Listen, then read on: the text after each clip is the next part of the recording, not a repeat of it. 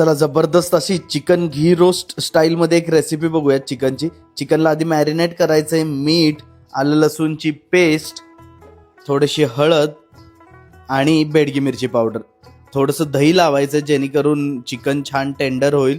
आणि ह्याला मॅरिनेट करून साधारणपणे 1 तास किंवा त्यापेक्षा जास्त वेळ ठेवायचं असतं फ्रीजमध्ये ठेवा.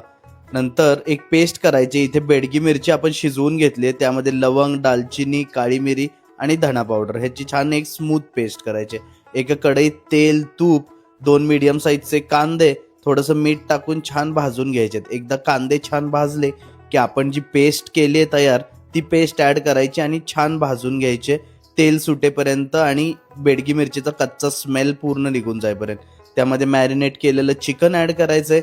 चिकन छान परतून घ्यायचं आहे आणि त्यामध्ये थोडंसं पाणी ॲड करायचं आहे. वरतून थोडेसे कढीपत्ते, पाणी एकदम कमी ॲड करा जास्त, कारण की चिकन त्याचं पाणी सोडतं आणि त्याच पाण्यात शिजवायचं आहे. जबरदस्त रेसिपी तयार होते. नक्की ही रेसिपी ट्राय करून बघा.